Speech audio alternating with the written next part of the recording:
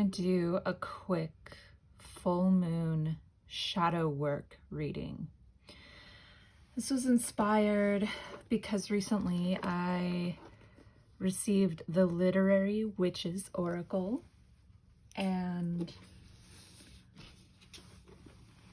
the Seasons of the Witch Samhain Oracle for Yule. And I was going to do another pick a pile kind of reading. I actually started recording it and I noticed that these decks are kind of heavy. And the reading was exhausting me, giving 4 different readings that were very heavy. I wasn't able to finish recording them. But I thought about it and realized that these messages are still very important. I'm going to do a full moon shadow work reading for those of you who are ready to hear the heavy stuff. So without further ado, I think first what we're going to do is pull an Oracle Pog because I created this deck, so I'm definitely the most familiar with this deck. And since the other 2 decks are brand new, I think I want to start off with something really familiar.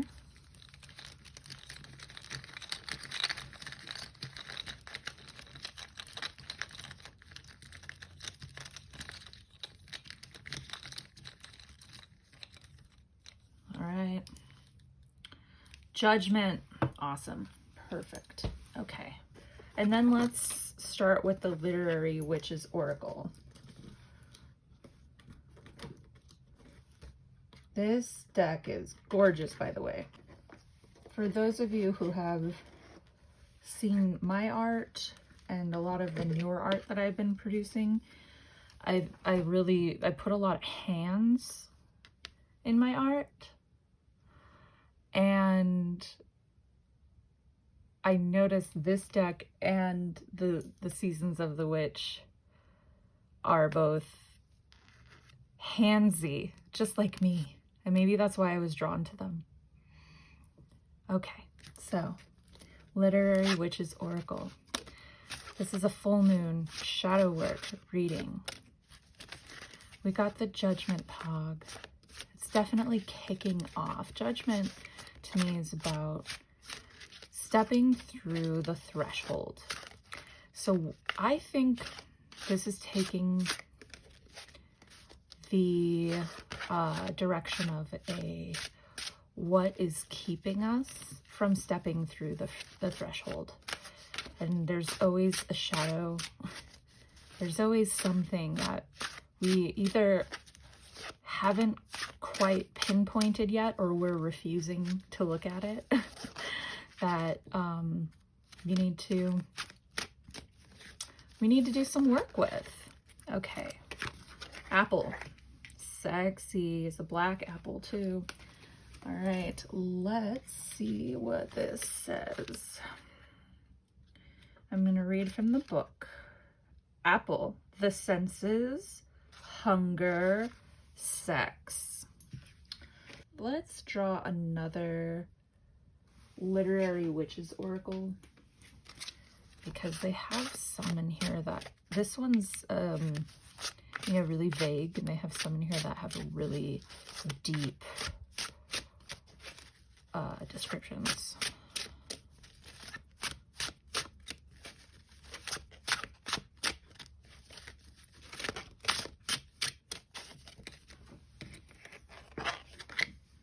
Ghost. Memories, what haunts you, unfinished business. Okay, we're definitely getting the shape of things here. There's a door. We're standing at the threshold of something. I was just thinking about, this is pretty obscure, but some of you might know the Threshold of a Dream. It's Moody Blues. The threshold of a dream. I think I'm gonna look up those lyrics really quick because that just popped in. Okay, so there's a poem called Threshold of a Dream, or it's called The Dream by the Moody Blues. And it popped into my brain, so I'm going to read it to you. When the white eagle of the north is flying overhead, and the browns, reds, and golds of autumn lie in the gutter dead, remember then the summer birds with wings of fire flame come to witness spring's new hope, born of leaves decaying. And as new life will come from death, love will come at leisure.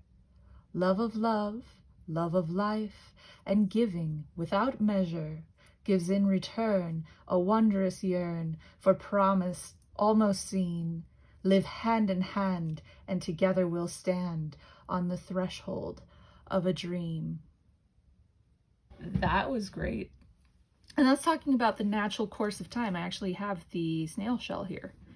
The spiral of time, the passing of the seasons, the transition of the seasons, and the threshold. And the threshold is what is in between where you are and where you're going. And sometimes we find ourselves straddling that threshold. Like, let's say, actually, I'll just give you a true story example. And I know many people have gone through this. I was at a stage in my life where I wanted to be fully entrepreneurial, but I was afraid to give up my day job.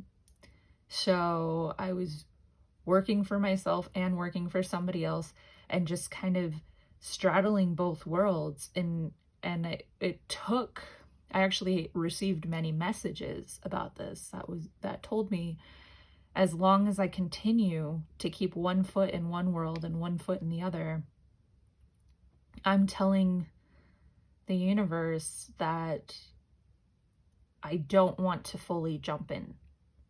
I'm not ready yet.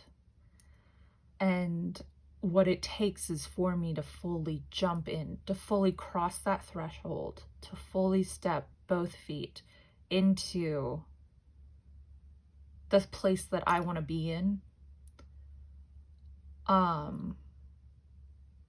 order to send that signal to the universe that I'm ready.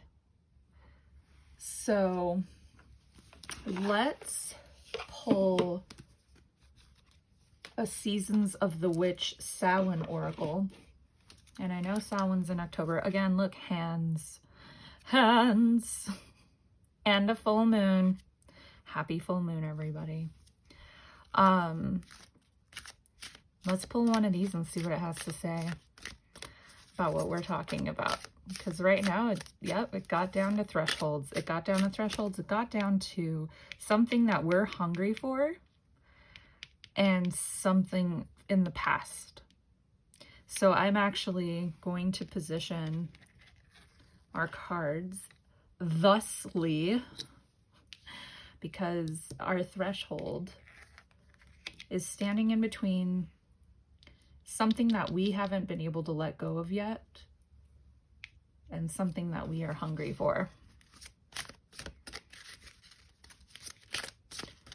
So we'll get Seasons of the Witch. And I am just finding symbolism in everything, but that threshold poem, that dream poem that I just read, was talking about the passage of seasons. And we are looking at the Seasons of the Witch Oracle. Okay, so what message do you have for us? Oh, grief. Here we go. This is when it gets heavy, my friends. Let me position these.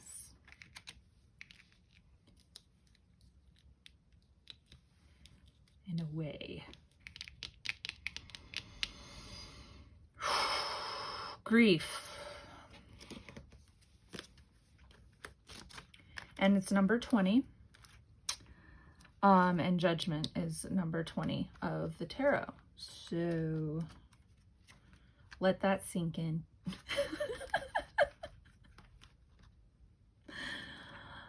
Let's see. The thing too about, 20, like as far as tarot goes, the major arcana, there are 21 is 0 is the Fool, 21 is the World. And so 21 is the World, and then the cycle starts over again. So it's not necessarily saying that the end of the major arcana is 21, because it's infinite, it's a cycle. But as far as cycles go, judgment is quite near the culmination of something. So I really am seeing that, you know, we've got a little bit of past that we're hanging on to. We've got a little bit of something back here that we haven't quite released, but we are definitely at a culmination period, and it's right before we are able to reach out and touch what we've been hungry for. Okay, so my furnace turned on, and I was hoping to be able to do this reading before the furnace turned on. Maybe I should have turned it off. Maybe I should have done a lot of things. But I think you can still hear me. And I think I'm going to keep going with this reading. I never promised great quality to you. So in the book, let's read grief. So the card says, "It is but a mere glimpse of nothingness hidden away deep within the chambers of your mourning in the red clovers, birthing lost illusion." And the book says, "Grief is the uncomfortable dance between feeling everything and feeling nothing. It isn't exclusive to losing someone. Grief can manifest when you feel like a failure or when you have regret. It can appear when you feel overwhelmed or when you feel guilty. It can leave you feeling it all and feeling nothing, or even feeling both at the same time. Likewise, we can be so lost in our grief that we forget to live. We mourn for things that we have long since slipped through our fingers. We find ourselves in a sort of limbo, living half dead. This is what can happen when you spend too much time searching for and missing what you've lost, and forgetting to be grateful for what's left. Pulling grief can mean that you have a lack of satisfaction about where you are in life, what you have, or perhaps, more appropriate, what you don't have. You're putting too much of your focus on what is missing and have cut off the rest of the world. There are still people and opportunities for you if you only will lift your head and take a look around."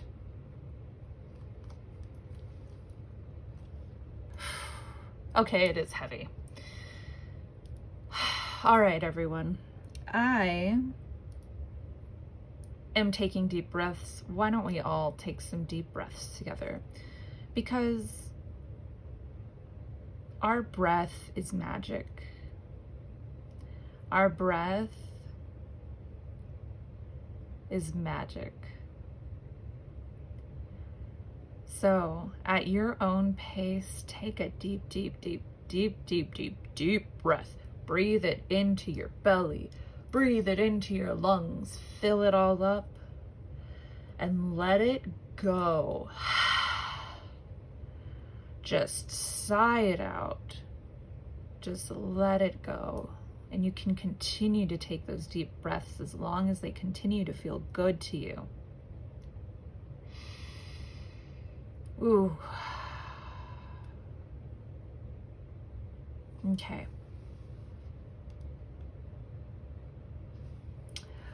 I brought along my OM. OM, spelled OGHAM, I believe. Yes. Is a divination tool based on an ancient Celtic tree language. The alphabet of this language is carved into wood, and each letter of the alphabet represents a different tree, or yeah, represents a different tree. So I got this special OM where it's different pieces of wood with the corresponding letter on there. This is another divination tool that I do not have memorized yet. I've been working with it for a little while, but this vibrates in my hands. When I hold this bag, I feel like I'm holding like a little hamster with a heartbeat, something that's alive and soft and gentle. And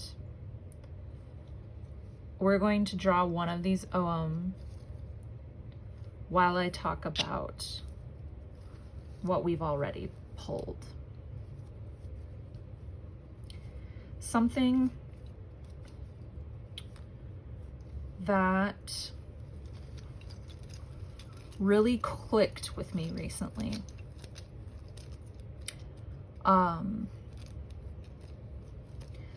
was the meaning of a huge lesson that I learned years ago. And in fact, I had been feeling a lot of the lessons that I was learning around that time coming back. The people that I had known during that time being significant in my life.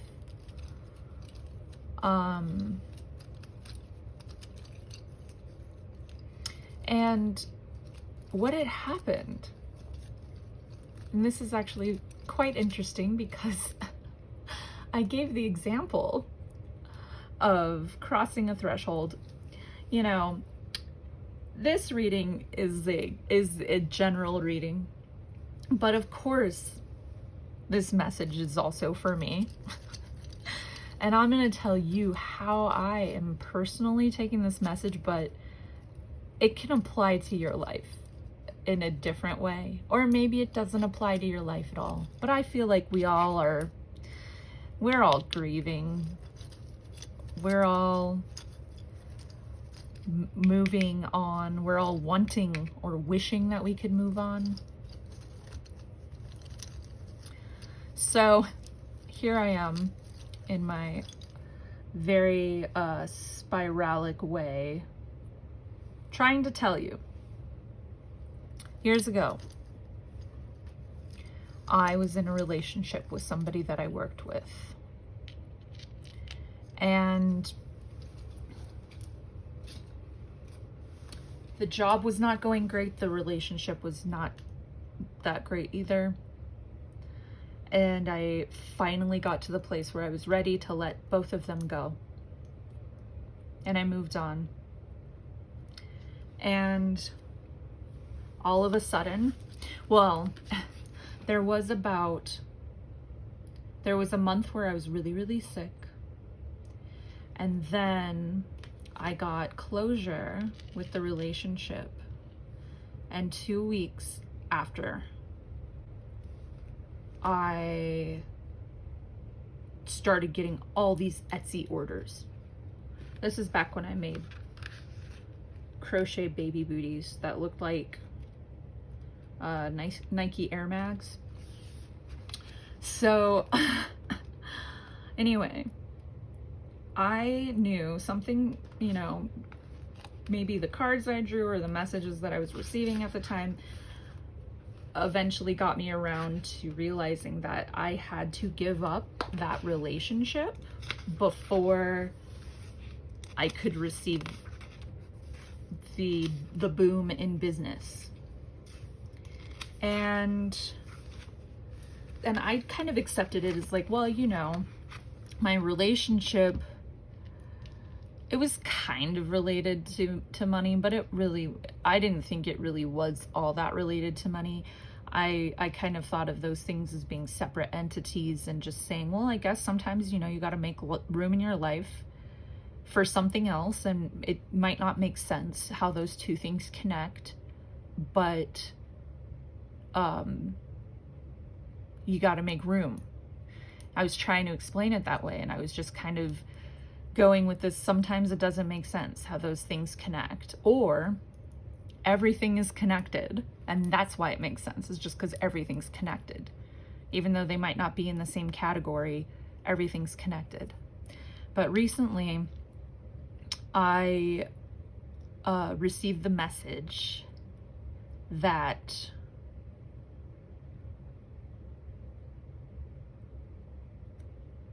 when it comes to a point in time when you have to let go of something, that it's time to let go. And maybe it's really hard to let go of this thing. The memory of it is so loving. The memory of it is so powerful, and maybe even there was some unfinished business. I think that was one of the things for this card, unfinished business. You had plans that you never got to see through, and you ruminate on that, and you hold on to this ghost. But when we finally let go of the ghost, when we finally grieve, when we finally do our magic, when we finally do our severing, whatever it takes to release. And it's a full moon, so this is very potent time for releasing, everyone. We might receive an apple. We might receive something that we've been hungry for this whole time. And it could be totally random. It could be these things are not connected. It could be everything is connected. It could be the universe works in mysterious ways. It could also be if we received this apple while we were still hanging on to the ghost, we might act differently.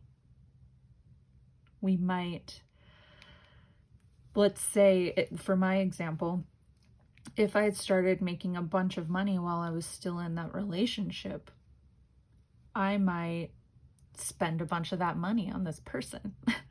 I might sacrifice some of this so I can be with this person. I might say, you know what, I don't feel like working today because I want to go on a date, or I want to just spend all day with this person. And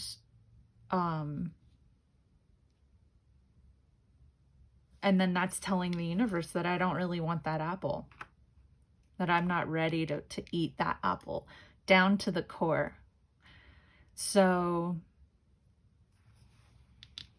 that was a message that I got recently, where it was like, oh, it wasn't about the things having to be related. It was that I would act differently if I received this when I was still hanging on to the ghost.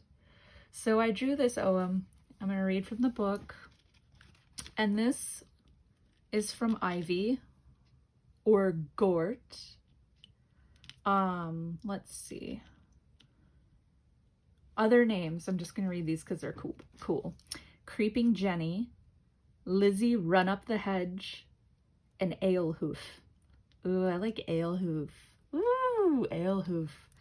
Okay, so Ivy or Gort. Let's go to the Ogham meaning. I'm recording this in January, right after Yule, and that is a very potent time for ivy being a decoration. I feel like I probably even have some right here. Yes. Here we go. There we go. This is pagan. This is some pagan stuff, y'all. Holly and ivy. Yeah, I'm just saying. Okay, Gort.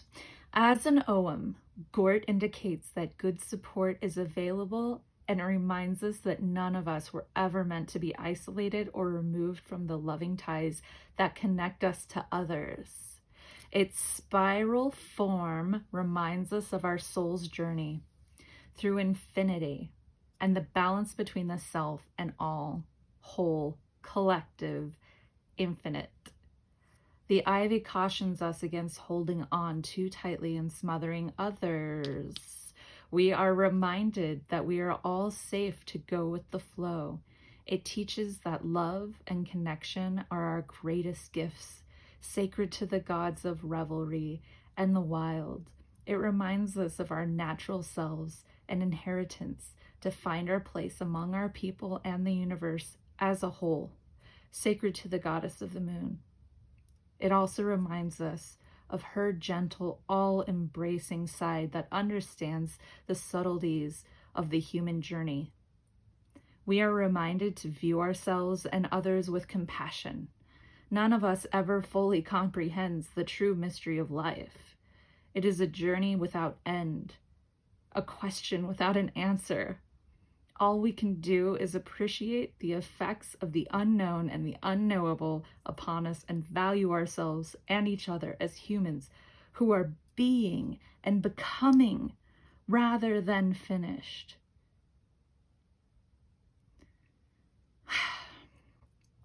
Rather than finished, perfect creations. It is this compassion and acceptance of our human condition that can unite us all. Whoa! That is why I love this Ogham. That is why I love this divination tool. Yeah, the Ogham for me works kind of like runes, where it just sums it all up and puts it all in a neat little package. And also it hit on a lot of stuff that I was just talking about, where I was saying I wasn't sure in the past why I had to give up the one thing in order to receive the other thing, but I just did. And it's saying, yeah, you know, there's mysteries. It also talked about the goddess of the moon, happy full moon, and cautioned against holding on too tightly and smothering others. So, okay, what I'm getting.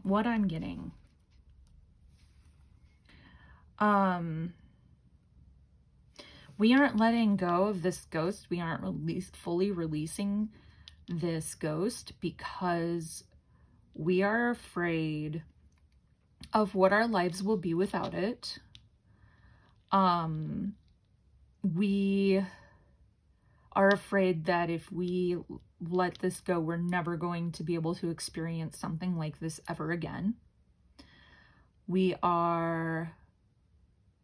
It's definitely fear-based. It's definitely, I mean, with the judgment, you know, why wouldn't you walk through a door? Because you don't know what's on the other side.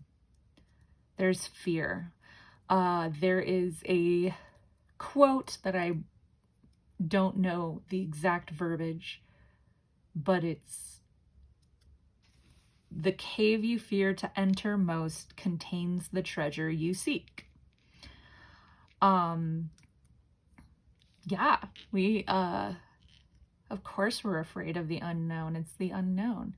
But sticking with what we know, because it feels safer, is just gonna keep us here. And it's time to move on. That thing that you're thinking about when you're watching this, it's time to move on. And not only when we stick with this ghost? Are we holding ourselves back? But whatever this is, we're also smothering it because it's time to go. It's been time to go. Even if this ghost is acting like it doesn't want you to leave, it needs you to leave too. Sometimes we need the ghost to also release us. Here in the grief card, the hands. Should I make a jingle that goes like hands? Anyway, the hands are bound, almost like a puppet. When we get so absorbed in our grief and we get so helpless,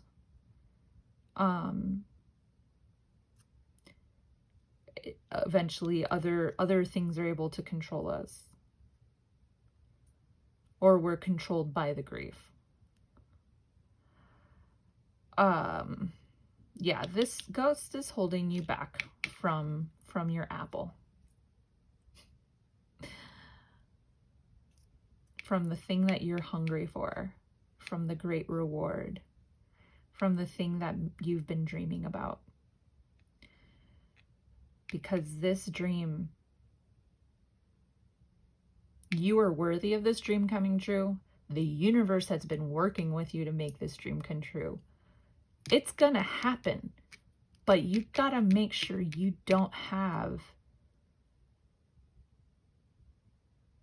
something that's going to distract you from diving in and eating this whole apple, or something that you're going to feel guilty if you don't share your apple. This apple, you've been working really hard for this apple, and this apple is yours. And of course, if you feel like sharing your apple, go for it. But this ghost is hanging around. And you know, maybe the ghost is hanging around waiting for you to get that apple. Maybe that's the only reason why they're hanging around. Because they know. They can feel it. They feel your power. It's really hard releasing ghosts. Again, a ghost can be a person or an old job. It can be an old ideal.